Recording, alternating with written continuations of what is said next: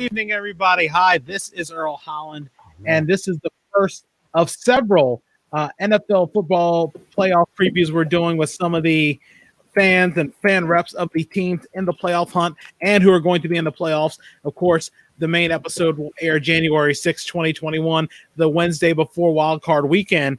And I wanted to get some of the fans' perspectives on how their teams are doing and how they're thinking they're going to do. And my first guest is Therran Dennis, who is a diehard Green Bay Packers fan, probably the most diehards that I know. And I'm glad you're here on the show, and welcome to the podcast, and welcome back. Of course, you're pretty much not only a friend to the show, but family to the show. Well, thanks for having me, cuz. How's it going, man? It's going great, and I know this is year 2 of doing this whole project, and of course, the good thing about the playoffs, not every year is going to be the same because you're going to have different teams in the field, different competitors, and like last year, probably a much different scenario compared to this year's scenario for the Packers, right? Well, yeah and no. It seems like the offense has kind of kept at it as carry the momentum from last year on through this year. As far as regular season success is concerned, of course, anytime we face a good D line, say what they have going on down in Tampa, as evident of the 38-10 loss weeks ago, where anytime we run into a good D line, it's tough for the offense to flow like it normally does. But that number 12 man, he's a magician back there. So he's good to get us out of the situations normally when receivers aren't dropping balls. BS. Yeah, man. I say honestly, I was expecting at least the early on success pre-bye, mainly because schedule. I still don't believe it's too difficult. Although I know we have Tennessee coming up, and oh man, that's gonna be something else. But I didn't think the schedule was gonna be too difficult going into the season. But yeah, man, it's pretty much what I expect. I mean, year 2 of LaFleur and Rodgers, I saw that improving. Even coming off a 13-3 campaign. The fact that I see that, and I'm sure other Chiefs see that, I think that's promising going into the postseason. So, what made you be a fan of the Packers, and how long have you been a fan? How do I normally tell some people? All right, well, thanks to you and Eddie. I didn't really know much about football, until y'all educated me, y'all enlightened me, and well, at the time, Brett Favre, he was the man. I didn't really have a team. I didn't know anything like at all. Didn't know anything about the former Redskins team, now the Washington football team, and definitely know anything about the Niners. So, I guess I kind of figured, well, this guy, he seems exciting to watch, Favre, which he is. He's the man. He's the GOAT. He broke my heart there for a little stretch, but he has since redeemed himself, at least in the eye of the cheesehead. But you were already the Washington football team fan, and Eddie was following the Niners, and I was like, well, why not the Packers? Why not this team? So it's kind of you're young, you don't know anything, and you're away from, growing up in Newark, Maryland, you feel years away from the nearest metropolis or big city. So yeah, I mean that's how it happened. And I just pretty much stuck with them ever since, and I guess what, 9, 10 around that time. There's really no, logical. I guess I don't think that's the most logical thing, but fanhood isn't. Fanhood is anything but logical, really. What was your most memorable Packers moment? 4th and 26. I don't know why. Damn it, it still stinks. I mean, well, that definitely comes to mind. Brandon Bostic from the NFC Championship. I guess what, 6 seasons ago now. 16. Then of course, beating the Steelers. Winning that championship. I guess it was 10 years ago, right? It was 10 seasons ago. That was pretty cool. And I mean, outside of the success of in the seasons or of the seasons, you can forget the Hail Marys. I think Aaron has a total of 3 of them now. No, he has more than that. He's got like 5 or 6 of them. I don't know. I lost count, but I mean, who can forget those? And then of course, Brett retiring. That was a sad day. And of course, only for him to come back, like seemingly a day later, basically. But I also remember those. Well, at least the Super Bowl against the Broncos. I do remember that one. But I was real young. But I do remember John Elway running in that. I guess that was the game sealing touchdown, the game winning touchdown. What ultimately became the game winning touchdown. I think that was a pretty good game. But that was kind of fuzzy. But that was the first Super Bowl I remember watching. Because I don't think I was quite around to my fanhood the season prior against the Patriots. Although that was the year they won it on my birthday, so that's pretty cool. Expectations coming into the season. I know you talked about year 2 of Rodgers and LaFleur. What do you feel like they could have improved on, or do you think there was anything going in that you think they could have improved on? I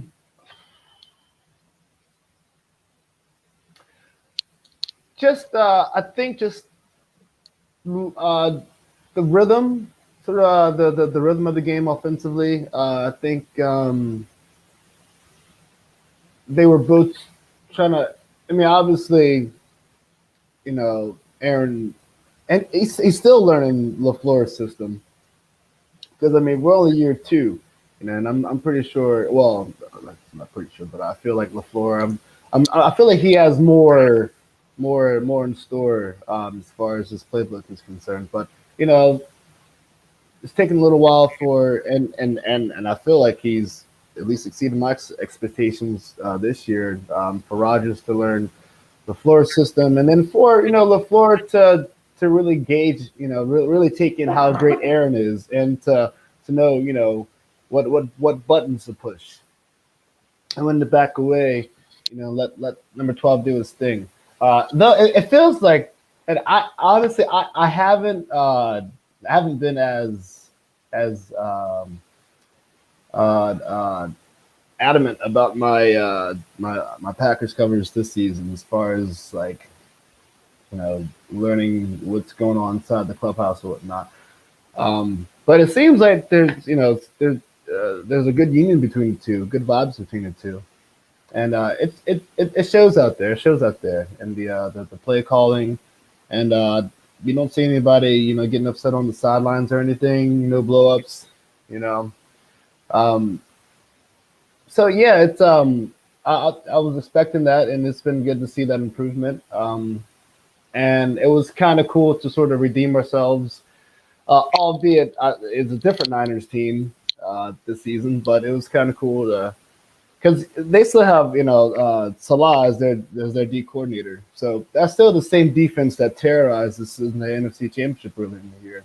And it was kind of cool to see us overcome that. And that just showed me that, whatever happens in the past is in the past, man, and, it's they're at a point now where they can get over, these obstacles, these, bump in the road and just keep it moving. It's been pretty cool to see. Was there a point in the season you felt the team was gonna just cruise to the playoffs?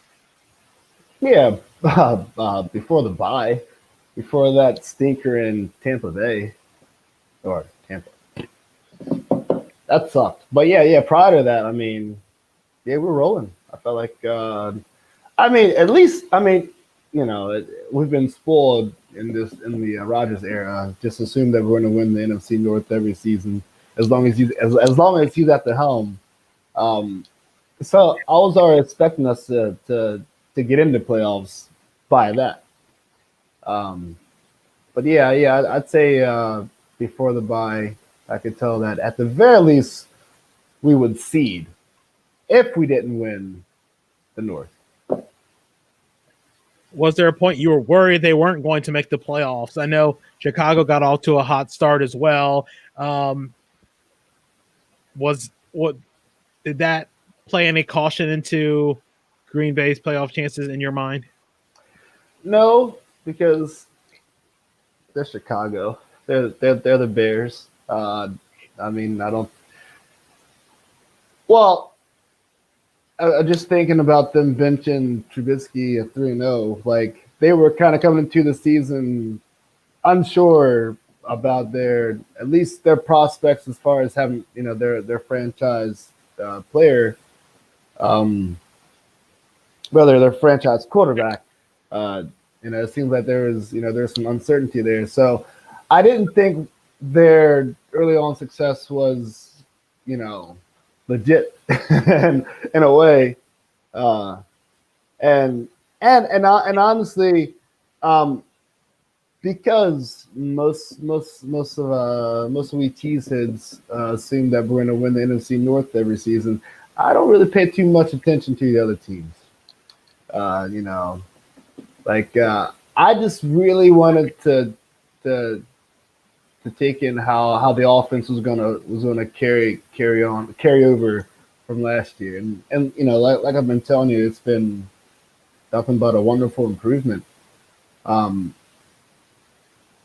So yeah, I think the thing that discouraged me, I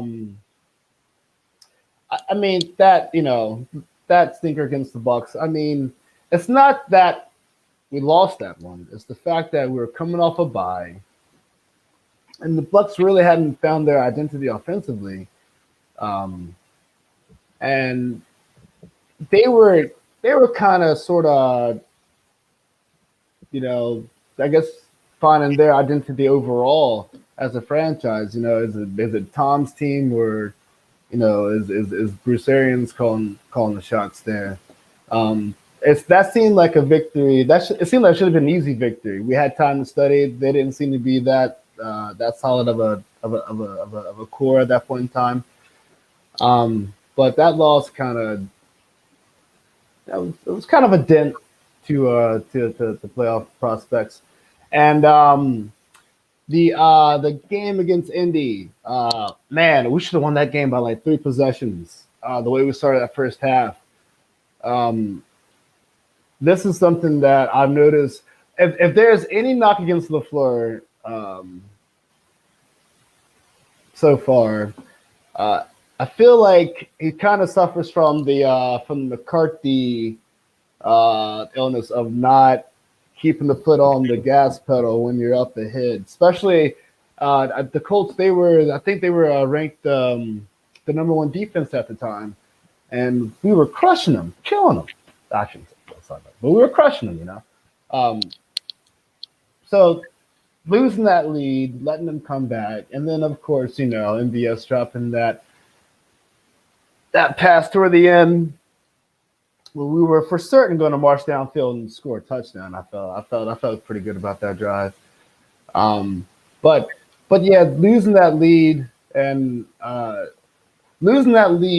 by not answering their comeback the way they did it, that was sort of discouraging as well. But I mean, we were on the road, though. Being that there aren't really any fans, I don't think that should matter too much. But I'd say really those two losses kind of sort of told me to slow down. Let's let the season play out. I want to see how we do against the Titans, because we're definitely more susceptible to the rush up the middle.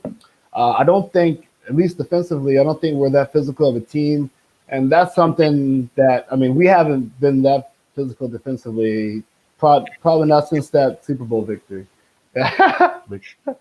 um, so we can still get manhandled, and that's the thing that I worry about going against these teams down the stretch. Who do you feel like you match up the best with in the NFC playoffs? Well, the Saints. I think the Saints. With or without Breeze? Doesn't matter. Because I don't. So any team that's not like of the physical ilk, I don't think we match up with the Vikings. Even though I just finished bragging about us winning the NFC North easily. The Vikings, they rough us up pretty good. I'm not worried about the Bears. I already said the Bucks.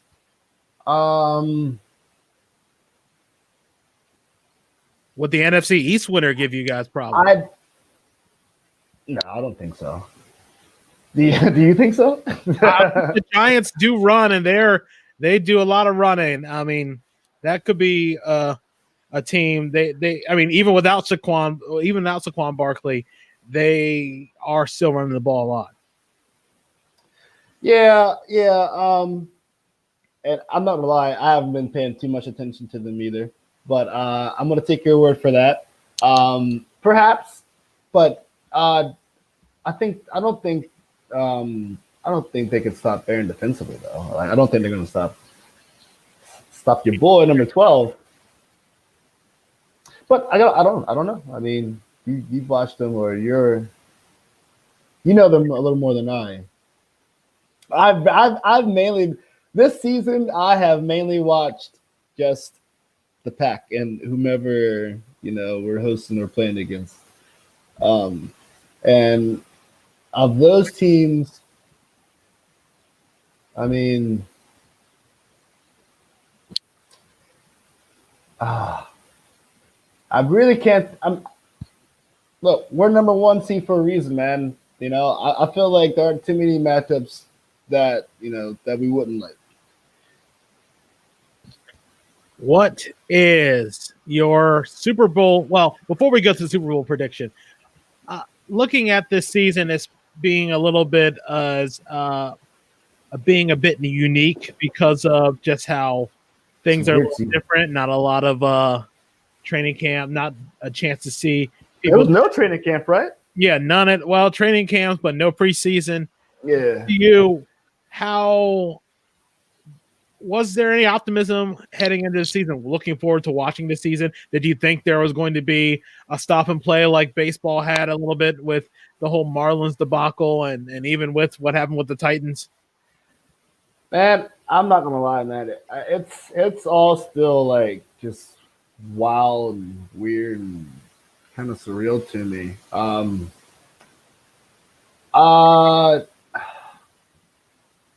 I mean, only because the league, only because I knew they were going to shut things down was I looking forward to watching, because the guys are going to be out there either way, whether you care to pay attention or not. And of course, once the games are rolling, it's hard to not, it's hard to not watch. It's hard to not keep your eyes off.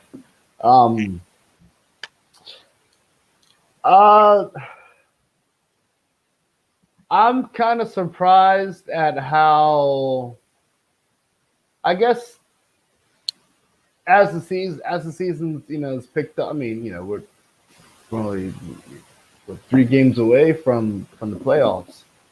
I mean, I guess it's sort of felt in stride with the rest, with previous seasons, and I mean, definitely not with the whole the whole year of sports. I mean, it's it's still weird. It's weird, but it's, I guess, in a way, comforting to know that someone was able to keep it moving with hardly a hitch, and like I said, like, who's not going to watch? And so I haven't been like like I was telling you before. I haven't been like I normally am, like reading every article every day, watching every video. Like I just haven't been privy to the league like that this year, because I mean, obviously, it's considering what's going on collectively and around the world. It's been a little tough to really buy into like the fervor, like, oh hell yeah, go Pack. I mean, I still, I'm still with him, still about it, but it's it's been interesting. But man, I mean, we've had some good games this year. Like last night, I really thought that game was over. Like I think what happened was I watched the first half and I actually dozed off like going into the third, and then I was like, all right, well, this one's over. And then yeah, like the Twitterverse is just like blowing up, like, oh, game of the year and yada yada yada. Yeah, Browns Ravens. Just for anybody to clarify. Oh yeah, I'm sorry. Yeah. Browns Ravens. Last one's Monday night. But yeah, I think it's cool that we've sort of come back around to that, and I guess overall it's been a healthy distraction.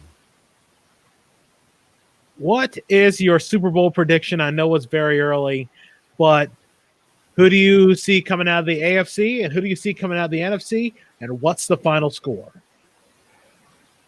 All right. Well, I'm gonna go with the Adidas sponsorship bowl. It's gonna be Pat Mahomes and crew against a main man, the rest of Packer Nation. There would be no defense in that game. I'm pretty sure. I could see a score easily being like something akin to the wild card game back in '09. It was when we played the Cardinals. The thing was I forget the exact score. It was like 51-46 or something like that. Something crazy. I can see a score like that in the Super Bowl. If I were to give you a score now, maybe it won't be that high. Maybe there'll be a little defense because it's a Super Bowl, so you expect some defense to be there. But someone to make a stop here and there. So we'll say it'll be 40-32. 40-32. And MVP is going to be your boy, number 12, and he's going to have his second championship, second Super Bowl MVP, second regular season MVP. No, third regular season MVP rather. Yeah, I think that's how it's going to go down. Do you have any social media of place? Are you on social media? Where can people go to find you and reach out to you, especially once this episode airs or even this excerpt of the episode airs? Well, I haven't been that active on social media lately. However, you can find me on Instagram or IG, like people call it nowadays. I think I am at Sparky_McGriddlecakes. Sparky_McGriddlecakes. I don't know why that makes me laugh after all these things. But I have to ask, why? Hold on. And on Twitter, I am at Lugats. I think it's Therran at Lugats. I don't know. I think that's funny. I don't know. Anyway, but good. What were you saying? Sparky McGriddlecakes. How did you come up with that? There has to be a reason. For a lot of you guys who don't know, when you hear his voicemail, it'll be him singing Sparky McGriddlecakes. It's right. It's not hello, goodbye, good morning, good night, right? Sparky McGriddlecakes. That's Sorry, that's a jingle. That's got to be for something. That's Evan Elliott. Evan Elliott. We know Evan. Well, yeah, you know Evan, right? I don't think I work with them. Okay.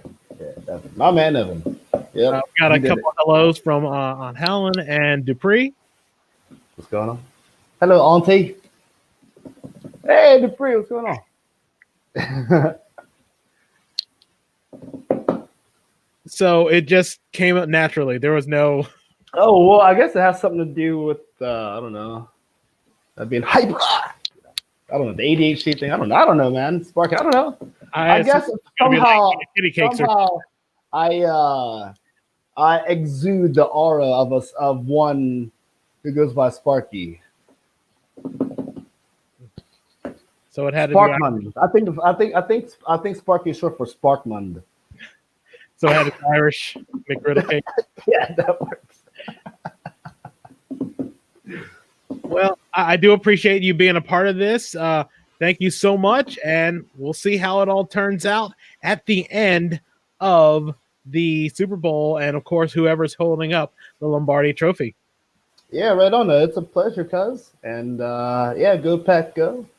And y'all stay tuned because my prediction's going down. It's going to happen. We're going to do it. We're going to take home that 5th championship. Yeah. All right. We'll take this a little off air and thank you. Super Bowl. Sorry, 5th Super Bowl. And 14th championship, I think. 14th NFL championship. I know my team. We'll continue this conversation offline again. Thanks again, everybody. And maybe we'll be back tonight with another interview. You never know. Y'all take care.